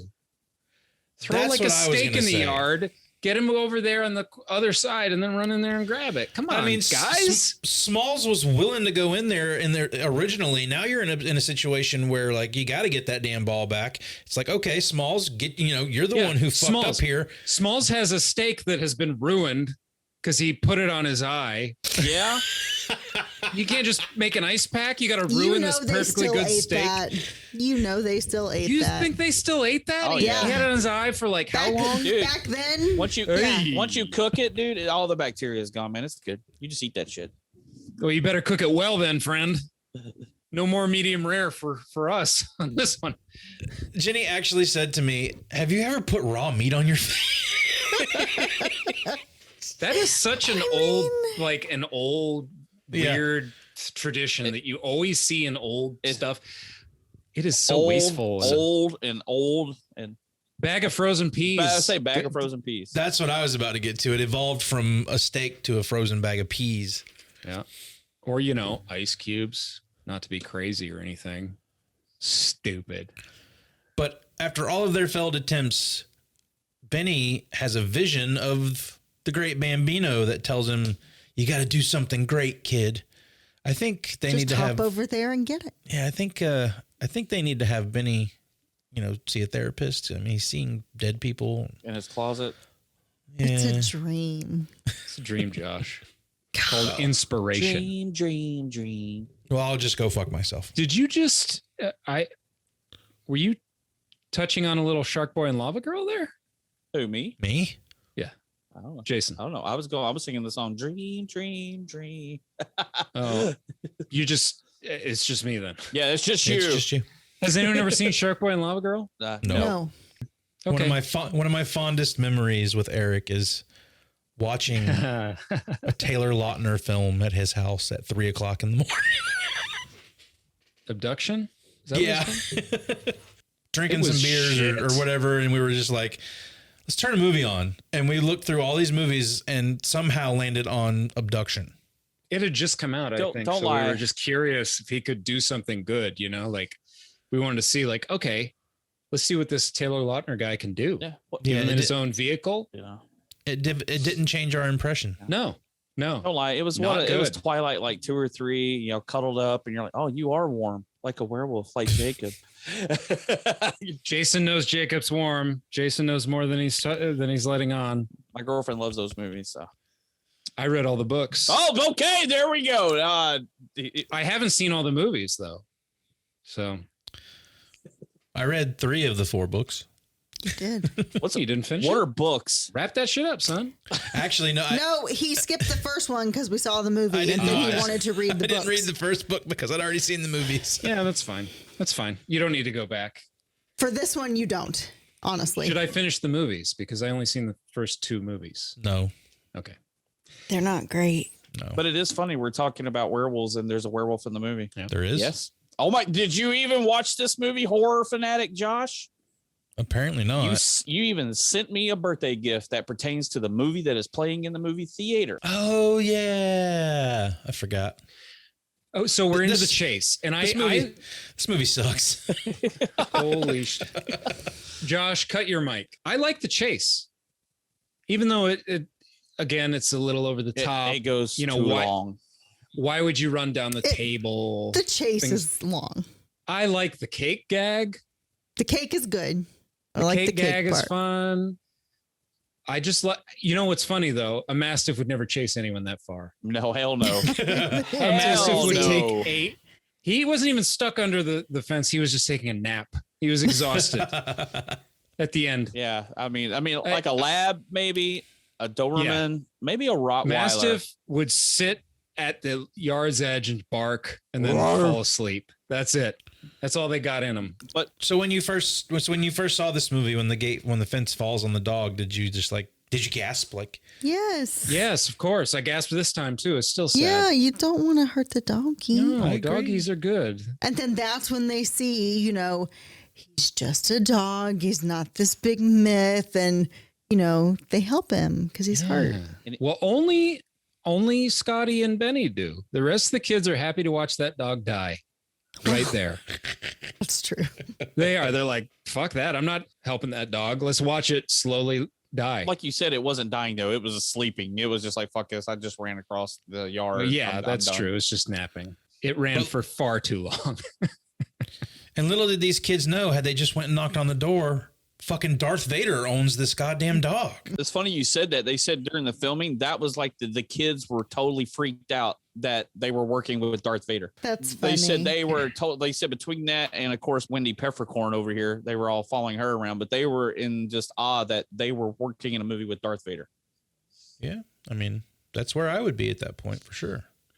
But here's my hot take. Hot take. You don't need James Earl Jones in this movie. Why is James Earl Jones in this movie? So they can get the new baseball. Why does it have to be James Earl Jones? Like, I do not think he fits this role at all. Well, let me say something that does pertain to this slightly. Yeah, I kind of got something. Go ahead. Well, first of all, there is actual history of Babe Ruth having a good relationship with the black community. He would even play exhibition games in the Negro League. At the time, black people weren't allowed to play in in Major League Baseball. He dated black women. He hung out in Harlem at Harlem clubs and stuff like that. And some people actually think that Babe Ruth was either black or mixed or something like that. In fact, even people back then, he actually had opposing players shouting racial slurs at him from time to time. From what I could find, there's no actual proof of him, his lineage too much, but an interesting thing to have a black person be an old friend, an old black player being an old friend of Babe Ruth. So that's kind of interesting. Although I did read that the part was not written for a black person. It just happened to end up being James Earl Jones. So it kind of morphed into that, but it kind of works out because it's an interesting thing. That's exactly where I was going to go with it. I like the fact that they had a black actor play good friends. He don't even call Babe Ruth Babe. He calls him George. He calls him by his first name. Yep. That they were such good friends that they were on the wall, pictures taken together. He was even saying, I could have broke Babe's record that year if he wouldn't have got hit in the head with the baseball and he went blind. Well, and there were black baseball players that are legendary. Yeah. And are basically kind of forgotten by our kind of white dominated culture here, and considering the situation they were in back then, but also keep in mind that James Earl Jones was in Field of Dreams. Yeah. I'm about to say a few years he's before a this. fan of baseball. Yeah. He's not new to baseball movies. Okay. I mean, I can put it together with correlation to where if he's famous for being in a baseball movie that I haven't seen, so I don't have that knowledge, but I just felt like James Earl Jones in that part seemed a little weird to me. It's like, it almost seems like, why would you spend your budget on this actor when it really could be any African-American actor, if that's the route they wanted to go with that part of it. But I don't know what James Earl Jones brings to this part. He really probably shot one day, right? He probably was there for a couple hours. Yeah. This man just rolled up, said, hey, I'll say my line, and then walked on out of there. Maybe it was his love for baseball. That's what I'm saying. I mean, it's probably his love for, he did Field of Dreams. He obviously likes baseball. I mean, I think it's why he did it. I like that they use, he is just so iconic, period. Just to hear him talking. And they kind of probably wanted that in there. And then you got the whole relationship between the superstar Babe Ruth and, like Eric was talking, and black baseball players. And I like that because they're showing that, hey, no matter who you are or whatever, you can play this game. Kind of like Smalls playing the game of baseball. He didn't know how to play. He learned how. Anybody can play this game. We all do it together. No matter what color or how good you are, we do it together. Maybe Art LaFleur called him over. Yeah. Since they were buddies from Field of Dreams. There you go. I don't know who else, what other connections you have to Field of Dreams here. If there's production connections and stuff like that. I didn't do enough research, but. Well, okay. Well, you guys give me good things to think about there. Maybe I'll reverse my hot take. Mull it over. Mull it over, man. But let me ask you guys this, since you are sports people, in regards to the ball and the ball that he gives him, which one would hold more value? The ball he got. Certainly the whole team would be, I mean, that had other legends. It had on Lou it. Gehrig and stuff on there. Yeah. That's big name Yankees, all of them. That's the 1927 Yankees. Yeah. That being said, Dennis Leary, you know, what did they say? His dad gave it to him or something. You can't replace that. Yeah, the sentimental value of the ball, but he kept that ball. Well, right. I mean, I'm sure. I mean, even though they got that ball back and it was, demolished, I'm sure you still have people out there that would pay good money for a ball that has that signature on it, no matter what. But because there's such a big thing around Babe Ruth, I was just, because I don't know anything about baseball and I don't know what the value of that would be. He's on that ball too. Well, I know, but I didn't know if just a ball with his signature alone would be more valuable to people than the one with the entire team. Well, you think about it. I mean, Babe Ruth went on. He declined in years. I mean, he still could have signed it and been worth something. But the fact that that's the 1927 Yankees, that was a great year for the Yankees, and you had Lou Gehrig and Babe Ruth on the same ball team. Yeah. That's worth a lot of damn money.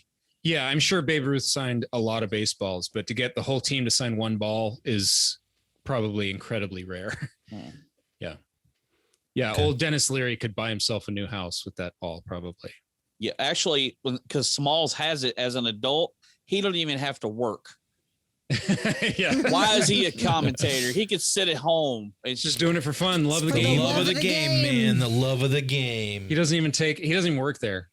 He doesn't even take a salary. He owns the stadium that the Dodgers are playing in. He owns the Dodgers, yeah. No, because he still has the balls. Yeah. It's obvious he hasn't gotten rid of them. He's got balls. And he's also got the ball that they put the fake signature on. Yeah.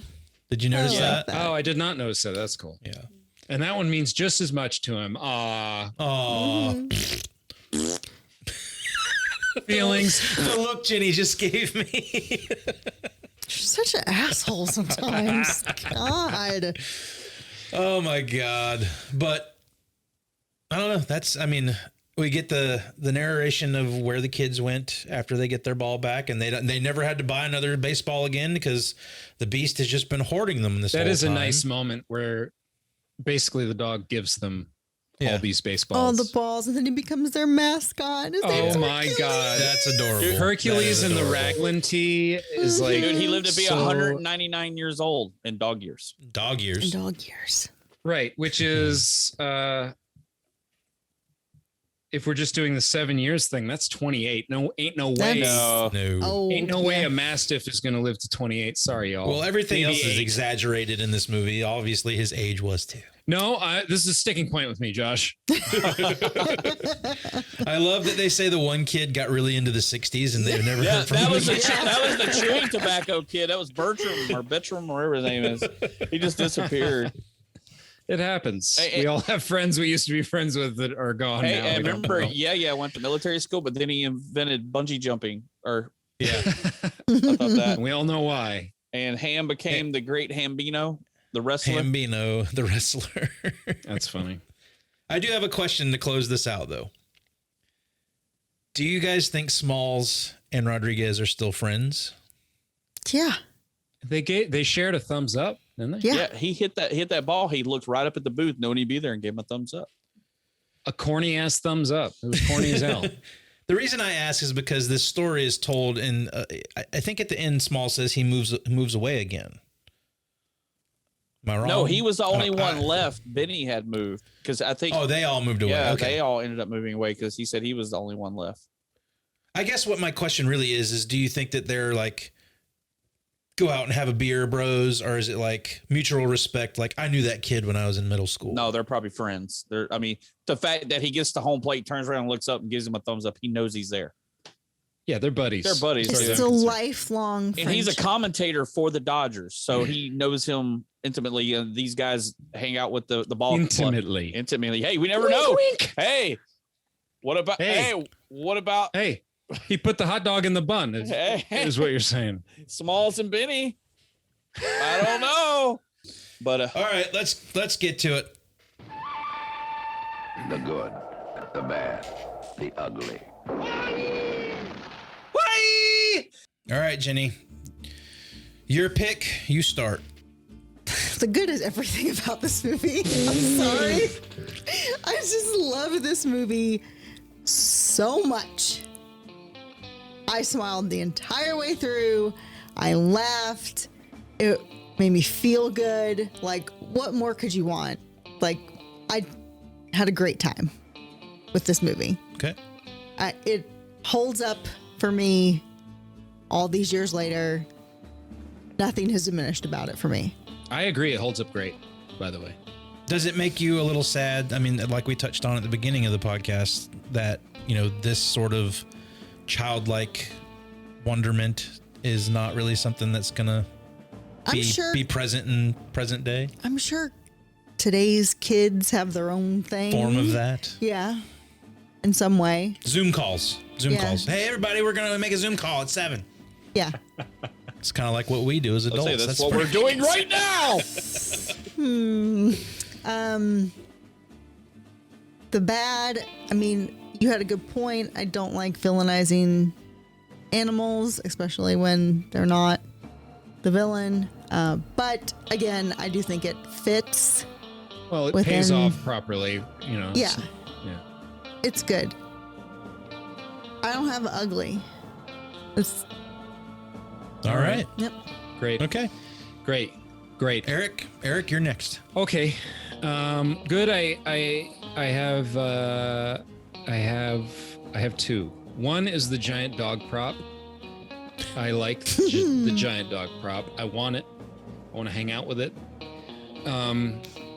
And two, I like when Yaya's scared from the dog and he's hanging on the rope and he goes. I love that. It is such a ridiculous, like, cartoony thing that just happens, and it just happens real quick and it goes. What brilliant! I love it. Bad. Too many tries for the ball in the yard. That just drags a little bit. And ugly. The long bill cap at the end. Why isn't he wearing the cap that Benny gave him?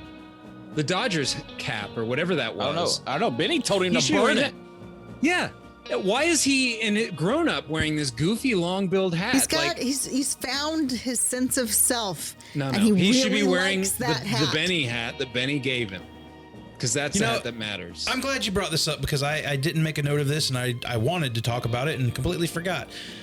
Does Benny wear a fucking utility belt or something? Because he's got an extra glove. He's got an extra hat. Like, does he carry an extra of everything around Those with were him? different times, weren't they? Dude, they were different times. at the same time. Live and breathe baseball. So you always had a baseball cap and an extra glove just in case I broke a glove, but I had an extra. What about the smoke grenades that he had and the small boomerangs that he threw at people? Yeah. The Benny ring. Benny rings. The Benny ring. Remember that time where the dog's after him and he throws the smoke grenade down and disappears like a ninja? Dog repellent. All right, Jason. Dog repellent spray. The good on this is I think it's the small town nostalgia. I mean, like, I grew up like that, living in here in a matter of fact, the shots of the small town look like the town I live in today that I grew up in. The old hardware stores and all the little businesses. It's a fun movie as a child to watch, and I still enjoyed it today. The bad for me, it doesn't really hold up to me anymore. Like, I found myself, it took a while to get through it. It took me 3 watches to finish it because I got bored. Because I've seen it so many times and it just doesn't resonate that much with me anymore. I guess because I'm an old man. I've become... You're Dennis Leary. I've become James Earl Jones. I don't know. I just want to collect shit. I don't want to play baseball anymore. James Earl Jones likes kids. You're not blind yet. You're Dennis Leary. That's it. Yeah, I throw baseballs at my kids and give them black eyes. Why'd you catch the damn ball? But yeah, I don't really have it ugly. It's not nothing to hate on the movie or nothing like that. It's just it doesn't hold that nostalgia nowadays with me. But I loved it as a kid. And I like that it gives you those memories of your childhood back then. But, and of course, the Wolfman's in this movie, and that makes it good. That's my main thing. So, Good. All right. Well, good for me is I do like that it really invokes being a kid and what it's like to be new and how to make friends, what you would do, what links you would go through to make a friend at that point in your life. I relate to that pretty well. And I don't know, you guys I've debated whether or not Ham or Squints needs to be, but I like Ham. I like Ham a lot. I think he's probably the funniest part of the movie to me, but Squints is right there along with him now that you convinced me. The bad in this is I don't really particularly like that James Earl Jones is the guy at the end. It just seems like weird casting to me, but you guys make good points, so maybe that's just me being me. And the ugly is the dog puppet. I fucking hate it. Yeah, that's not good. You son of a gun, you. You knew it was coming. You knew it was.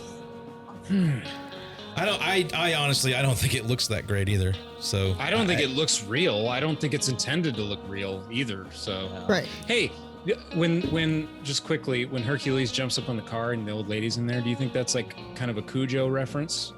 There's a shot from inside the car and he's like drooling up on the top. Cujo? Could be. Feels a little Cujo-y. I will have to agree, the dog puppeting in this is way better than anything in the movie Life Force.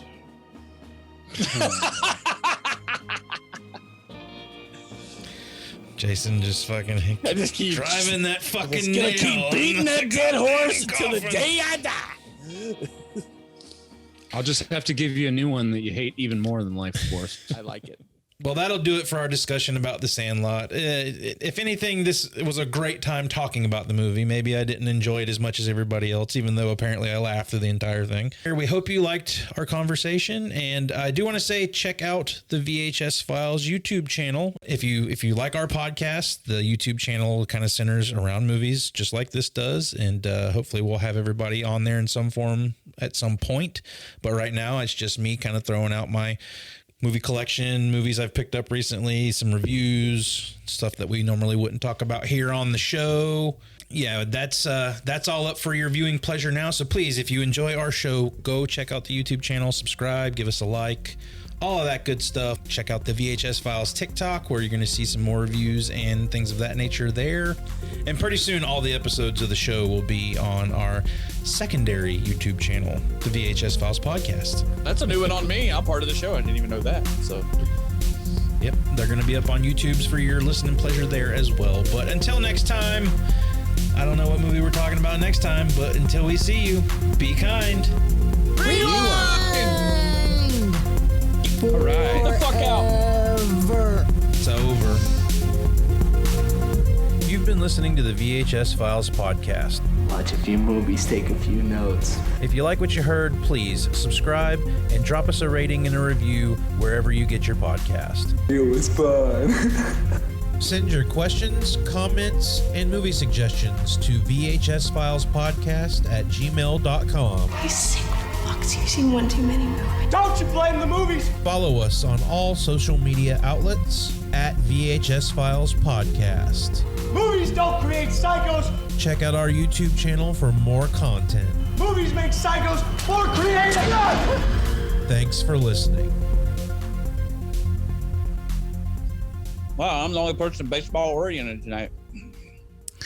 That's because baseball sucks. Wow. I love sports movies. And I hate sports. Our offshoot podcast, Eric, Dogs After Dark. Yeah. No. Check out our Red Band YouTube. Where I just make out with dogs. Yeah, he can do whatever he wants. I can do whatever I want. Fuck you, Eric. Who needs to advance themselves in life? Just sit at home and watch TV and movies and do podcasts. My job is maintaining this beautiful beard, my Wolfmanish look. That's what you get.